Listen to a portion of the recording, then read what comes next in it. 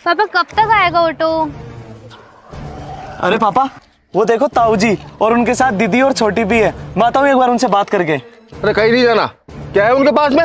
अपन को कोई बात नहीं करनी उनसे। लेकिन पापा क्यों? बेटा तुझे नहीं पता क्या, वो अपने हिस्से की जमीन हड़पना चाहते हैं। देखो पापा, वो चाचा और भैया खड़े हैं। चलो खुशी अपन उनसे मिलके आते हैं। बेटा कहीं नहीं जाना, चुपचाप जो काम करने आए पहले वो करो। तुम्हें बहुत पड़ी है इनसे बात करने की। तो पापा क्या हो गया उनसे बात करने में? वो हमारे चाचा और भाई तो हैं। बेटा चाचा भाई है नहीं, चाचा भाई थे, अब वो हमारे केवल दुश्मन है। और उनसे बात करने की तुम लोगों को कोई जरूरत नहीं, और ना ही उनके बेटे से तुम्हें कोई रिश्ता रखना है। रिश्ता मत रखना, इससे क्या मतलब है पापा आपका? अगर आपको चलना है तो चलो, वरना मैं तो जा रहा हूँ। अरे क्या बात करेगा ऐसे इंसानों से जो सिर्फ नाम के बड़े हो। अरे जैसा बाप होगा वैसे ही उनकी बेटियां होगी, बिना संस्कार होगी। पापा आपको जो सोचना है सोचो, हम जा रहे हैं मिलने।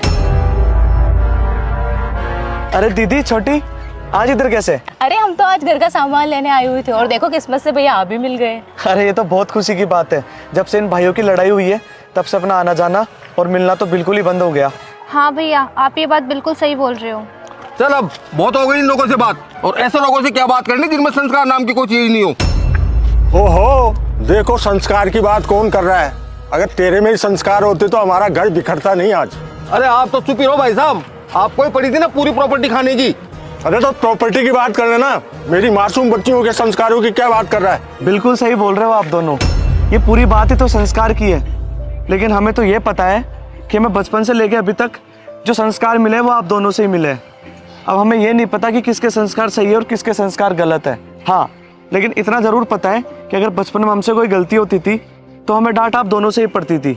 अगर तुम अपने भाइयों से नाराज हो तो आप लोग ये बात कैसे भूल जाते हो कि आज भी वो हमारे लिए हमारे चाचा और ताऊ भी तो है। लेकिन हमें ना आज एक बात तो पता चली कि इंसान के लिए ना उसके रिश्तों से बढ़कर वो प्रॉपर्टी आ जाती है। तभी तो एक छोटा सा विवाद एक भाई को एक भाई से अलग कर देता है और एक परिवार के दो टुकड़े कर देता है। हाँ भाई, तुम ये बात बिल्कुल सही कह रहे हो। लड़ाई जब दो भाइयों के बीच होती है तो उसमें पूरा परिवार क्यों पिसता है? और क्यों हमें इस लड़ाई के चक्कर में उन रिश्तों के आंगन में जाने से रोक दिया जाता है जहाँ पर हम पले बड़े हैं? हाँ, हम मानते हैं कि आप लोगों की नाराजगी बिल्कुल वाजिब हो सकती है, लेकिन प्लीज मैं आप लोगों के आगे हाथ जोड़ता हूँ, हम बच्चों से हमारा परिवार मत छीनो।